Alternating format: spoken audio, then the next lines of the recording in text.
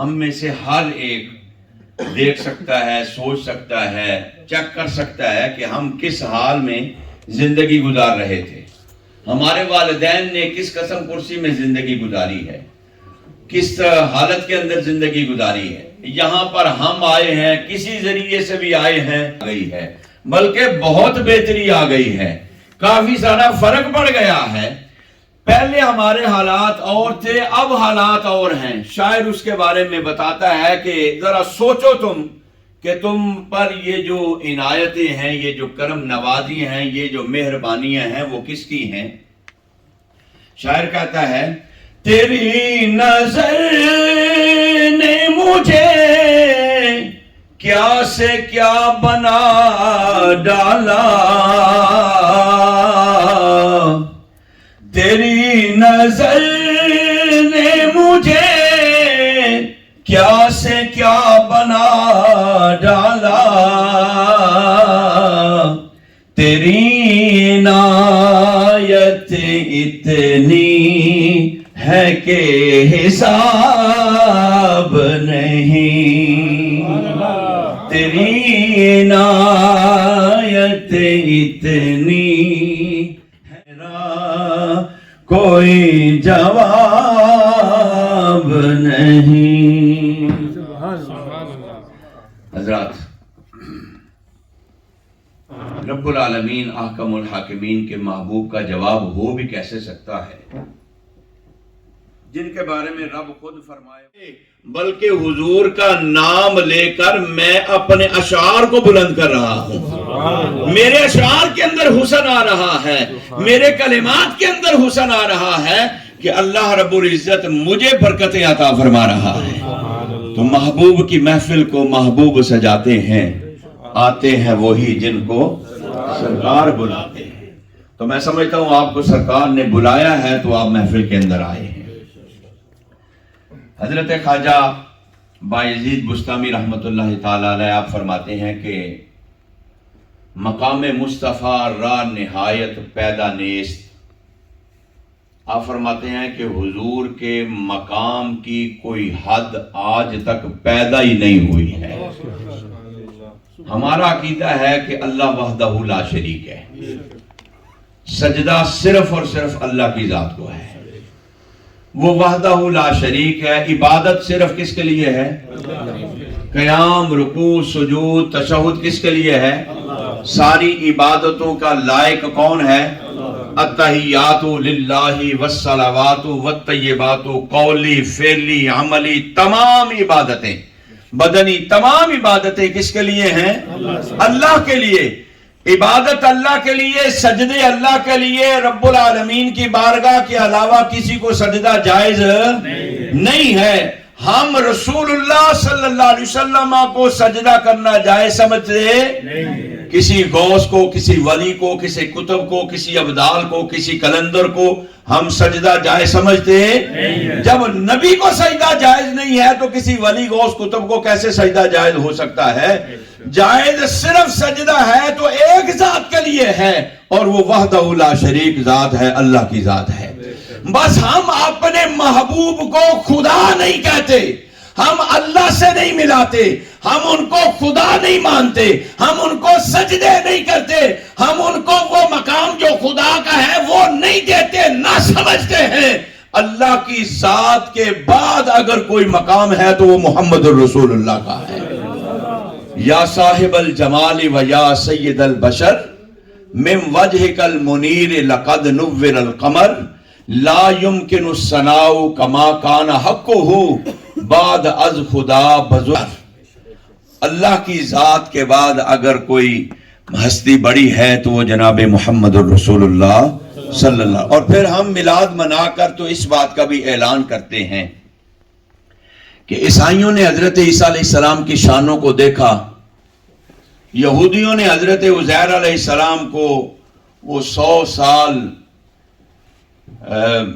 سوئے ہوئے دیکھا تو دوبارہ زندہ ہو گئے، تو پھر انہوں نے بھی ابن اللہ کہنا شروع کر دیا۔ قرآن نے دونوں کو بیان کیا ہے، وقالت الیہود عزیر ابن اللہ، وقالت النصارى محمود اس ذات کو کہتے ہیں. توجہ چاہتا ہوں، اب میں اپنا بڑا خاص آپ کو میسج دینے لگا ہوں، جو آج کی محفل کا ایک خاص میسج ہے، جس کے بارے میں رب العالمین نے خود بھی فرمایا الحمدللہ رب العالمین.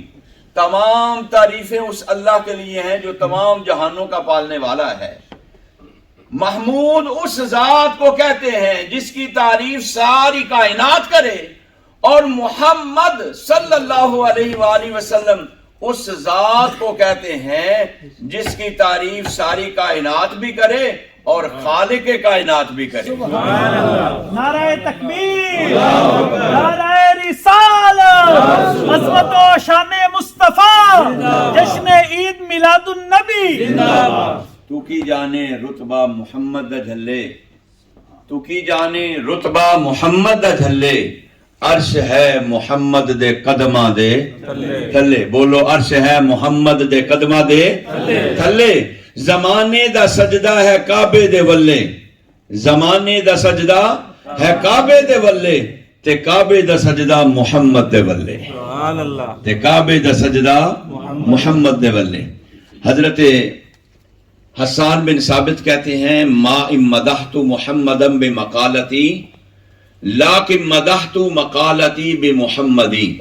کہتے ہیں میں اپنے اشعار لکھ کے کوئی حضور کی تعریف نہیں بڑھاتا، حضور کی تو شان ورفعنا لک ذکرک اللہ نے فرما دیا ہے.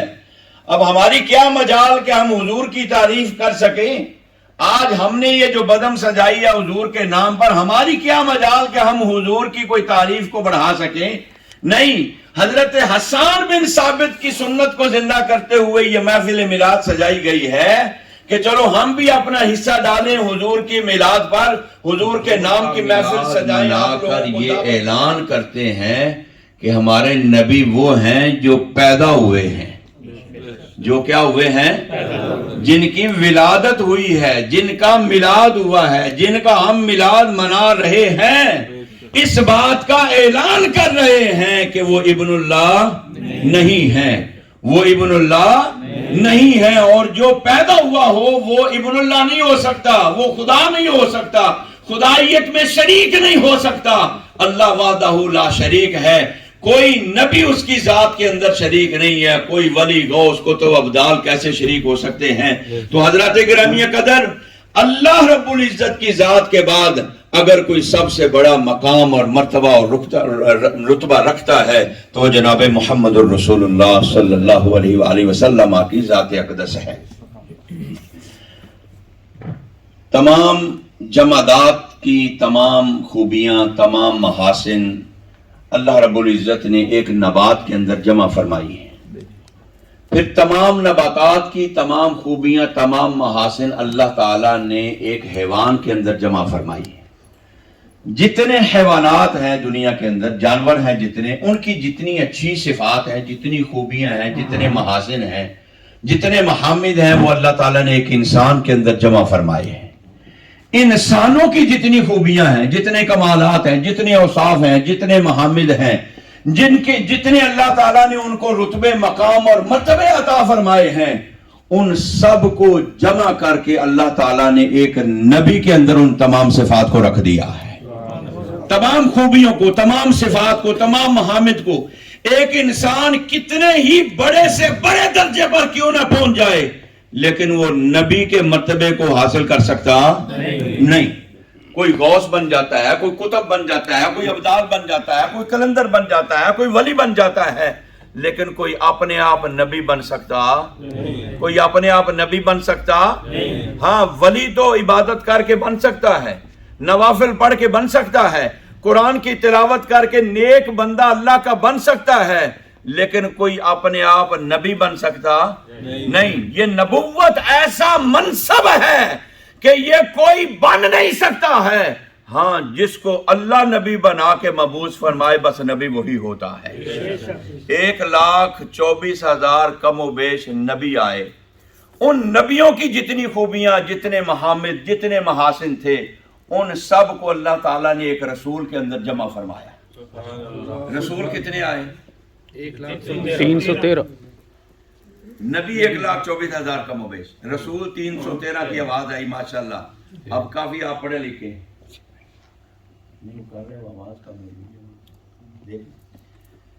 313 رسول آئے ہیں، تو ان 313 رسولوں میں سے رب العالمین احکم الحاکمین نے ان کی جو خوبیاں، ان کے جو محامد، ان کی جو صفات ہیں، ان کے جو کمالات ہیں، ان کو جو معجزات عطا فرمائے ہیں، ان کو جو کمالات عطا فرمائے ہیں، وہ اولو العزم پیغمبروں میں اللہ تعالیٰ نے جمع فرما دی ہیں۔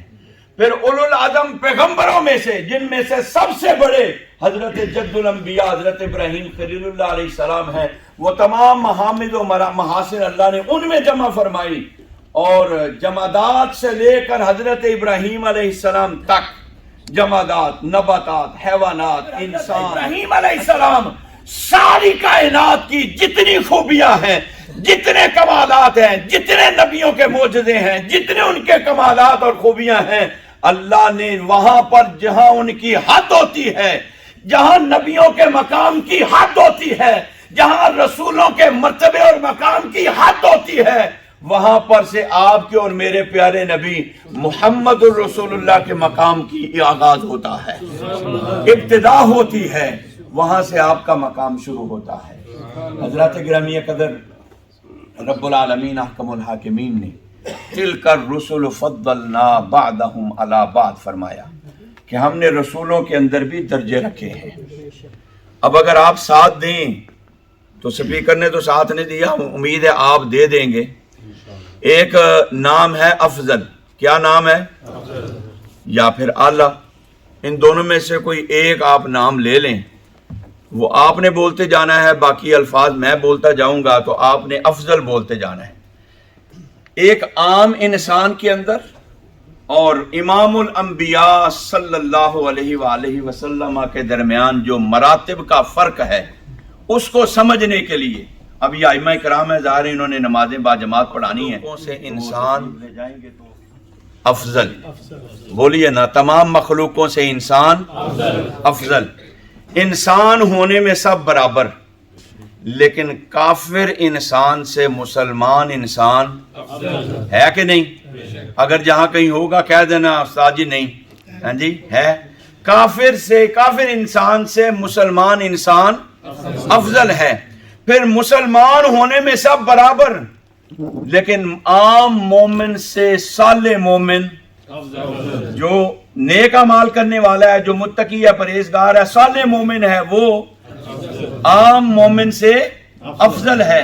پھر صالح مومن سے شہید افضل، شہید سے متقی افضل، متقی سے مجتہد، مجتہد سے اوتاد، اوتاد سے ابدال، ابدال سے کتب، کتب سے قطب الاقطاب، اور قطب الاقطاب سے غوث، اور غوث سے غوث اعظم۔ یہ ربیع ثانی کا مہینہ حضور غوث پاک کا مہینہ بھی ہے، اس مہینے میں آپ کا وصال ہوا، آپ کی بڑی 11ویں شریف اس مہینے میں منائی جاتی ہے، تو یہ 11ویں نمبر پر ایک عام مخلوق سے اشرف المخلوقات کی طرف سے اگر جائیں تو یہ درجہ بدرجہ چلتے جائیں تو 11ویں نمبر پر حضور غوث اعظم کا نام آ رہا ہے۔ غوث سے غوث اعظم افضل ہیں، پھر غوث اعظم سے تابعی، بولے نا جی، اختر صاحب نہیں سمجھ آ رہی؟ ماشاءاللہ، اختر کہہ دینے اگر ہم دے ہوتے ہیں افضل، ماشاءاللہ۔ غوث اعظم سے تابعی افضل، پھر تابعی سے صحابی افضل۔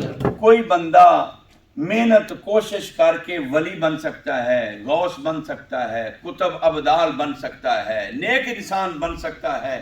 جس طرح کوئی نبی اپنی مرضی سے نہیں بن سکتا، اسی طرح کوئی اپنی مرضی سے صحابی بھی نہیں بن سکتا۔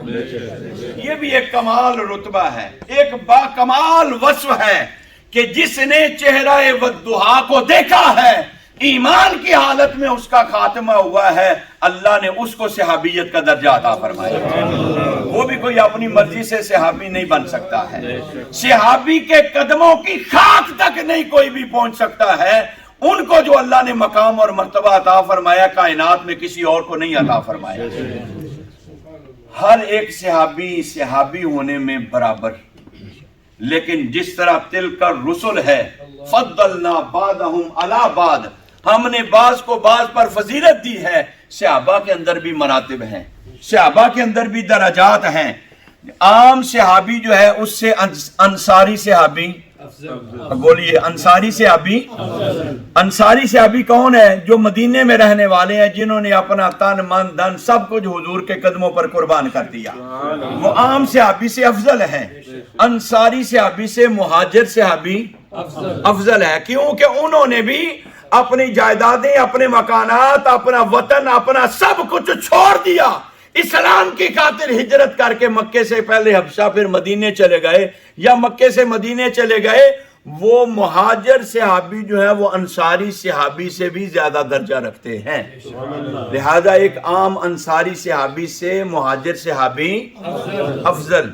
پھر انصاری اور مہاجر صحابی سے بیعت رضوان والے، جنہوں نے حضور کے ہاتھ پر وہاں پر بیعت کی تھی. بیعت رضوان وہ درخت کے نیچے، لَقَدْ رَضِيَ اللَّهُ عَنِ الْمُؤْمِنِينَ إِذْ يُبَايِعُونَكَ تَحْتَ الشَّجَرَةِ. حضور کی بیعت کی آپ کے ہاتھ پر، فرمایا وہ انصار اور مہاجرین سے افضل ہیں، وہ ان سے بھی افضل ہیں بیعت رضوان والے. پھر بیعت رضوان والوں میں سے احد والے، جو احد میں ساتھ گئے وہ بیعت رضوان والوں سے افضل. احد والوں سے بدر والے، جو غزوہ بدر میں ساتھ گئے ان کا مقام احد والوں سے بھی افضل. پھر بدر والوں میں سے عشرہ مبشرہ، جو بدری صحابہ کرام ہیں ان سے عشرہ مبشرہ افضل ہیں. عشرہ مبشرہ 10 صحابی ہیں. عشرہ 10 کو کہتے ہیں. مبشرہ جن کو خوشخبری ملی، اللہ کے محبوب نے فرمایا یہ 10 میرے صحابہ جنتی ہیں، ان کو جنت کی بشارت عطا فرمائی ہے، وہ افضل ہیں. وہ بدر والوں میں سے بھی. حضرت گرامیہ قدر، اذان ہو رہی ہے اور ٹائم ختم ہو گیا ہے، بس میں اس کو مکمل کرنا چاہتا ہوں، چل کے سارے نماز پڑھتے ہیں. بیعت رضوان والوں میں سے احد والے افضل، احد والوں میں سے بدر والے افضل، پھر بدر والوں میں سے عشرہ مبشرہ افضل، اور عشرہ مبشرہ میں سے خلفائے راشدین افضل. عشرہ مبشرہ سے خلفائے راشدین افضل. پھر خلفائے راشدین سے جناب صداقت کے شہنشاہ حضرت ابوبکر صدیق رضی اللہ تعالیٰ عنہ افضل. حضرت ابوبکر صدیق رضی اللہ تعالیٰ عنہ افضل ہیں. اب 1,24,000 کم و بیش جو صحابہ کرام ہیں، ان کے مختلف مراتب ہیں، درجات ہیں، اور ان صحابہ میں سے جو سب سے بڑا رتبہ پایا ہے، بلند رتبہ پایا ہے، اس کے مالک کون ہیں؟ جناب سیدنا صدیق اکبر رضی اللہ تعالیٰ عنہ. حضرت گرامیہ قدر، پھر حضرت صدیق اکبر سے نبی افضل. کون افضل؟ نبی افضل. اور نبی سے رسول افضل. نبی سے رسول افضل. 1,24,000 نبی آئے، 313 رسول آئے. وہ جو نبی ہیں وہ ہر نبی رسول نہیں، لیکن جو رسول ہے وہ ہر رسول نبی بھی ضرور ہے. تو 313 رسول ہیں، نبی سے رسول افضل، اور رسول سے پھر اولو العزم رسول افضل. اور اولو العزم رسولوں میں سے کائنات کے اندر تمام نبیوں میں سے جناب حضرت ابراہیم خلیل اللہ علیہ السلام افضل. اور حضرت ابراہیم علیہ السلام جس کے پیچھے ہاتھ باندھ کے معراج کی رات مسجد اقصی میں نماز پڑھ رہے تھے، وہ امام الانبیاء سب سے افضل. یہ 27 درجے تقریباً میں نے آپ کو گنوائے ہیں.